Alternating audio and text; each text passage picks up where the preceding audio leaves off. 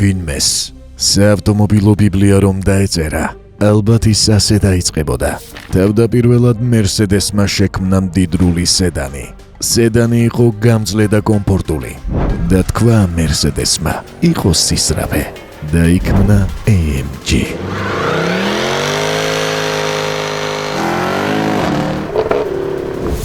არა, ნუ იფიქრებთ, რომ მერსედესი AMG-ს გამოჩენამდე სწრაფ მანქანებს არ აწარმოებდა. ღირსეული ადგილი შტუტგარტელებს საავტომობილო ინდუსტრიის თითქმის ყველა სეგმენტში ოდითგანვე ეჭირათ. თუმცა ყოფილა გამონაკლისი მოდელებიც, რომელთაც ჩვენ ვიდეო მივუძღვენით. დიახ, მერსედესი დიდებული ბრენდია, თუმცა როგორც აღმოჩნდა, ბურგშტეტენში მცხოვრები რამდენიმე გადარეული ინჟინრისათვის უბრალო დიდებულება საკმარისი არ იყო. მათ მონსტრების შექმნა სურდათ. და ალბათ ყველა ავტომოყვარული დაგვეთანხმება, რომ ეს შესანიშნავად გამოუვიდათ. მოგესალმებით AMG-ს სამყაროში, რომელიც ცეცხლის მრქვეველი ძრავებით აასავსე. თუმცა ადეკვატურობის ფარგლებში ჩატევას ყოველთვის ნამდვილად ვერ ახერხებს. მოემზადეთ. ამ ვიდეოში თქვენ AMG-ს 7 ყველაზე გიჟურ ქმნილებას იხილავთ. და სანამ საქმეზე გადავალთ, მებრძოლთა კლუბის მსგავსად გახსოვდეთ AMG-ს კლუბის პირველი წესი. აქ საწვავის ეკონომიაზე არასდროს ვსაუბრობთ. და თუ მაინც და მაინც ეკონომიური მანქანებით ხართ დაინტერესებული, გამოიწერეთ კრისტალ აუტოს YouTube არხი და ელექტრომობილებზე ჩვენი წინა რამდენიმე ვიდეოც იხილეთ. ახლა კი დავიწყეთ. მე-7 ადგილი. R63 AMG. 2000-იანი წლების შუაში მერსედესში შეერთებული შტატების მოსახლეობის პრეფერენციებზე კაპიტალიზაცია გადაწყვიტეს. ეს კიდევ იქ არის, ხო იცი? ჩამოდი ბიჭო, მაგ ამერიკიდან. გერმანელებმა შეამჩნიეს, რომ ამერიკელებს მდიდრული SUV-ები მოსწონდათ და განიზრახეს შეექმნათ რაღაც, რაც ML-ზე ტევადი და გელენდვაგენზე კომფორტული იქნებოდა. სწორედ ასე შეიქმნა R-კლასი.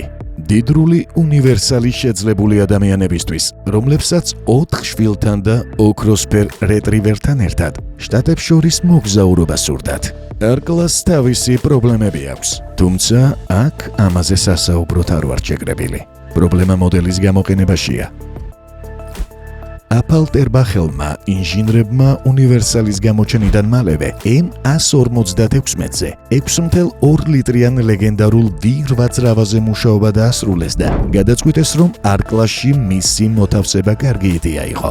ასე და ამგვარად AMG-მ რეაქტიული ბეჰემოთი დაბადა.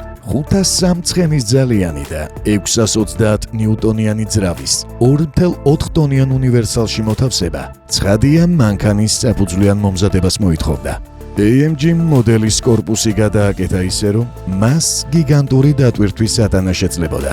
ასევე R-კლასი აღიჭურვა 390 მმ-იანი ვენტილირებადი სამოხრუჭე დისკებითა და მოხრუჭებით, რომლებიც საჭიროების შემთხვევაში მატარებლის გაჩერებასაც შეძლებდნენ. R63 იყო მანქანა, რომელიც Porsche 911 კარერას ღირსეულ წინააღმდეგობას 6 ადამიანითა და 1 კვირის სამყოფი პროდუქტებით დატვირთულიც გაუწევდა. აჰა, კარგი, ამას ოდნავ ვაბუქებთ, თუმცა ამ მანქანის აბსურდული სისწრაფე ჰიპერბოლიზებას ჭეშმარიტად იმსახურებს. დაასახელებთ მინივენისა და უნივერსალის ბევრ ჰიბრიდს, რომელსაც 100 კმ/სთ-მდე აჩქარება 5 წამამდე დროში შეუძლია. არა მგონია. ამ აბსურდულობის უშედეგობა გერმანულმა ავტომწარმოებელმა მალევე გააცნობიერა. 1 წელიწადში მხოლოდ 322 ერთეული R63 გაიყიდა. შემდეგ კი მისი წარმოება შეწყდა. და თუ ოდესმე უჩვეულოდ სწრაფ მინივენ უნივერსალს გადაეხრებით, გახსოვდეთ, რომ შესაძლოა მის სხეულში AMG-ს V8 ძრავაც გერდეს. მე-6 ადგილი. Mitsubishi Galant AMG. 1980-იანი წლების მიწურული საავტომობილო სამყარო დღევანდელისგან ძალიან განსხვავდებოდა. იაპონელები მონსტრებს ქმნიდნენ და ელექტრომობილებზე თითქმის არავინ საუბრობდა. ამ პერიოდში AMG ჯერ კიდევ Mercedes-ის სტრუქტურისგან დამოუკიდებელი ბრენდი იყო და ცალკე ტუნინგ ატელიეს განაგებდა. თუ საკმარისი თანხა ჰქონდათ და ძალიან სწრაფ მანქანებს ეტრპოდით, მაშინ აფალტერბახში აუცილებლად უნდა გემოგზაურათ. სწორედ ამ დროს აღმოსავლეთიდან უცნაური ზარი გაისმა. იაპონიის ეკონომიკური სასწაულის ტალღაზე ამხედრებულმა მიცუბიშიმ საწარმოო ხაზში ევროპული პრესტიჟის გამორევა გადაწყვიტა და AMG-ს ატელიეს მოაკითხა. იაპონელებს მხოლოდ სისწრაფე არ სურდათ. ისინი დასავლეთში პრომეთეს მისიით ჩამოვიდნენ, თუმცა ამომავალი მზის ქვეყანაში ცეცხლის ნაცვლად გერმანული წესრიგისა და ინჟინერიის ჩატანა ჰქონდათ განსრახული. შედეგად საავტომობილო ისტორიაში ერთ-ერთი ყველაზე უცნაური კოლაბორაცია მივიღეთ. Mitsubishi Galant AMG ეპიკური მასშტაბის კულტურული ჯახი. გერმანელი ინჟინრების მცდელობა ცეცხლოვანი სული 2 ლიტრიანი 4 ცილინდრიანი იაპონური სედანისთვის ჩაებერათ. კეთილგონიერი კაცი ყოველთვის დიდ ადამიანთა მიერ გაკვალულ გზას უნდა ირჩევდეს და მიბაწვითაც თავიანთი ღირსებით გამორჩეულთ უნდა ბაძავდეს. წერს ნიკოლო მაკიაველი. Mitsubishi-საც სწორედ ეს სურდა. AMG-ს დიდებულების სულ მცირე წილის მიღება მაინც. თუმცა იაპონელებს გაუმართლათ, რადგან გერმანული ბრენდის იდენტობა მუდამ Mercedes-ის სლოგანის თანაჟღერადი იყო. საუკეთესო ან არაფერი. ცხადია, AMG-ს ინჟინრებს შეეძლოთ ჩაეტენათ გალანტში ტურბოკომპრესორი და კუდი დაეხურათ, თუმცა რთული გზით წასვლა გადაწყვიტეს. ამ გზას კი ატმოსფერული ძრავის სიწმიდე ჰქვია. გერმანელებმა ლეგენდარული 4G63 ძრავა აიღეს და მას მექანიკური ეგზორციზმი ჩაუტარეს. აღჭურვეს ტიტანისა და სხვა ძვირადღირებული მასალისგან დამზადებული ძრავის შიდა დეტალებით. გადაკეთდა შემშვები კოლექტორიც, რათა მაღალ სიჩქარეზე ჰაერის მიწოდება მაქსიმალურად ოპტიმიზებულიყო. შედეგად 2 ლიტრიანი მაღალბრუნიანი ატმოსფერული ძრავა მივიღეთ, რომელიც 170 ცხენის ძალას გამოიმუშავებდა და წუთში 8000 ბრუნს განწირული ღრიალით აღწევდა. სტილის შესანარჩუნებლად AMG-მ შეცვალა გალანტის სალონიც. ის ბუნებრივი ტყავის დეტალებითა და ხის ჩანართებით გაფორმდა, რათა მძღოლს თავი მიუნხენში ეგრძნოდა, არა ტოკიოში.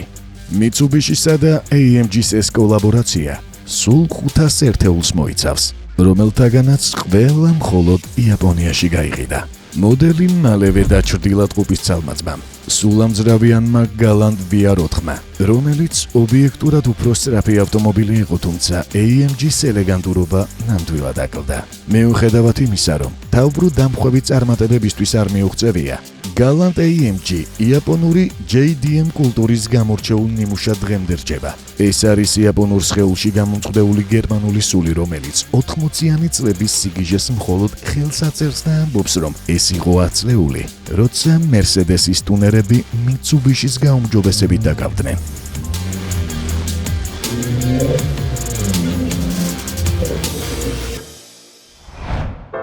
თუ ეს ვიდეო 1000 ლაიქზე ავა, გათამაშება ჩაირთვება. მაშ ფერად ზაფხულს კიდევ ჩვენი ილუსტრაციებით გაფორმებული მაისური მაგრად მოუხდება. ამიტომ დალაიქე ვიდეო, დაწერე კომენტარი და ჩვენ 5 საუკეთესოს აი ამ საჩუქარს გადმოგცემთ.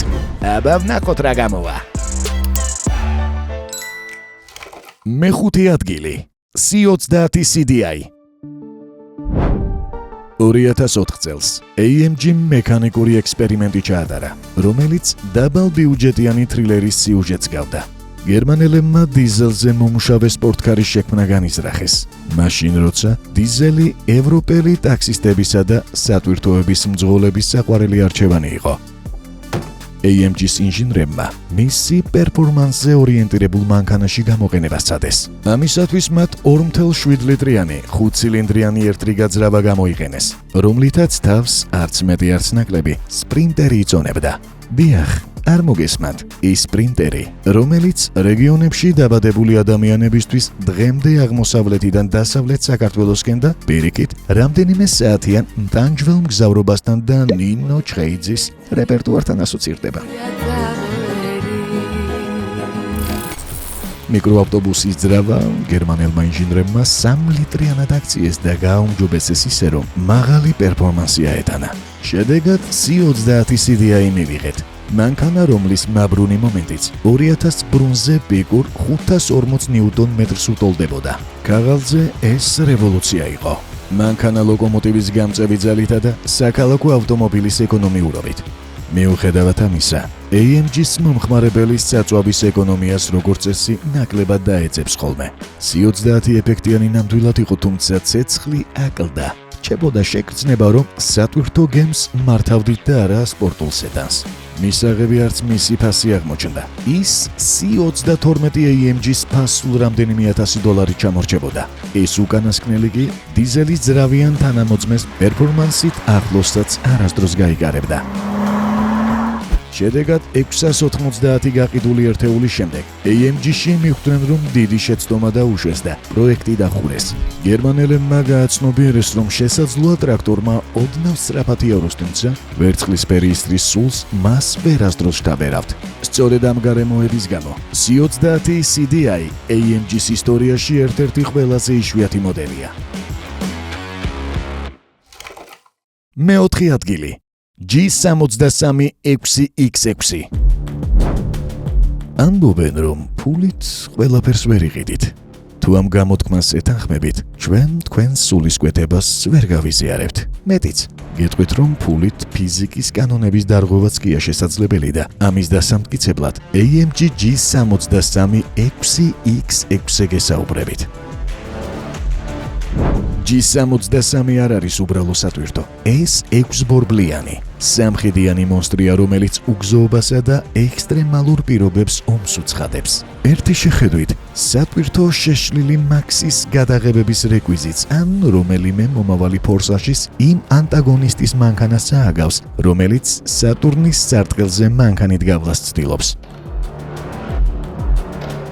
AMG-ს ყველგან მავალი ის მანქანაა, რომლითაც ზომბი აპოკალიფს ბედნიერი შეეგებებოდით. მისი სიმაღლე 2 მეტრი და 30 სანტიმეტრია, წონა კი 4 ტონას აჭარბებს. ამ ცათამჯენის დასაცრავად გერმანელმა ინჟინრებმა ის 5.5 ლიტრიანი ორტურბინიანი ვირვაძრავით აღჭურვეს, რომელიც 760 ნიუტონ-მეტრს გამოიმუშავებს. ეს დაახლოებითი მასშტაბის ძალაა, რომელიც დაგაფიქრებთ. ამ მანქანას მთვარე რომ ჩავაბათ, ჩამოათრევს დედამიწამდე. 6X6-ის გიგანტური პარამეტრების მნიშვნელოვანი კომპონენტი მისი პორტალური ხიდებია, სტანდარტული ღერძის ნაცვლად, რომელიც ბორბლის ცენტრში გადის.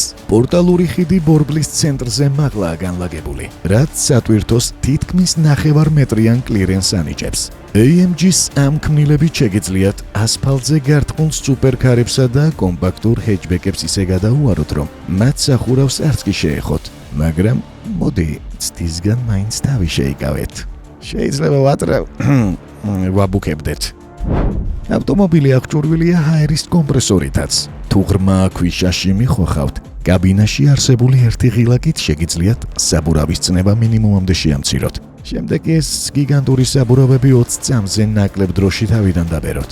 ერთი სიტყვით, 6X6 ხასიათით ტანკთან უფრო ახლოს დგას, ვიდრე სტანდარტულ პიკაპთან და ამ სიაში ღირსეულ მეოთხე ადგილს ნამდვილად იმსახურებს. ახლა კი, სანამ საპატიო სამეულზე გადავალთ, ხომ არ დაგავიწყდათ, რა თქვა გაიუს იულიუსმა თავისი ლეგიონების რომისკენ დაძვრის წინ?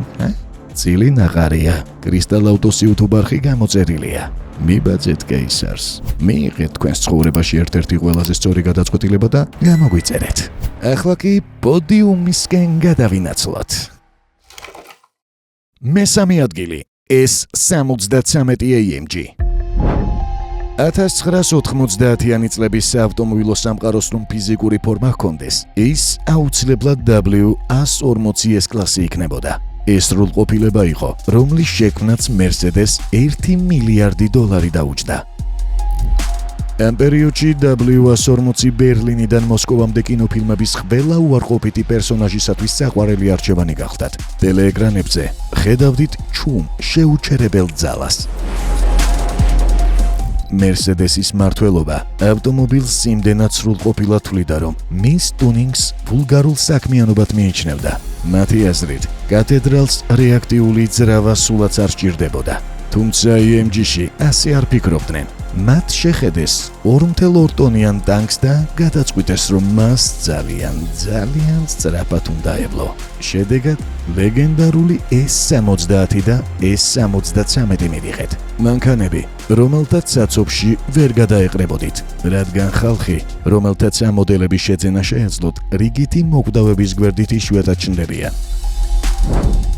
AMG-მ ქარხნული V12 აიღო და ის 7.3 ლიტრიან მონსტრად გადააქცია. თუ აქამდე არ გსმენიათ გეტყვით, რომ ეს ზუსტად ის ძრავაა, რომელიც ჰორაციო პაგანიმ თავის სუპერკარის პაგანის ზონდას ძალურ აგრეგატად გამოიყენა. S-73 მგზავრობა ავტომობილით გადაადგილების შთაბეჭდილებას სულაც არ ტოვებდა. ეს რეაქტიული თვითმფრინავი იყო, რომელმაც ქალაქის ქუჩებში გასეირნება გადაწყვიტა. მიუხედავად იმისა, რომ ავტომობილის წონა 14 სართულიანი საცხოვრებელი კორპუსისას სულ ოდნავ ჩამოუვარდებოდა, ის 100 კმ/სთ-მდე 5 წამში ჩქარდებოდა.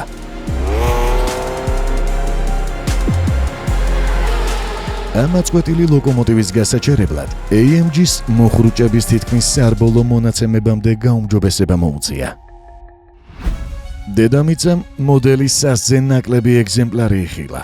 ძირითადად მონარქებისა და ბიზნესმენებისთვის, რომელთაც ვერტმფრენის ხმაურს მდიდრული სედანის კომფორტი და სიმძლავრე არჩიეს.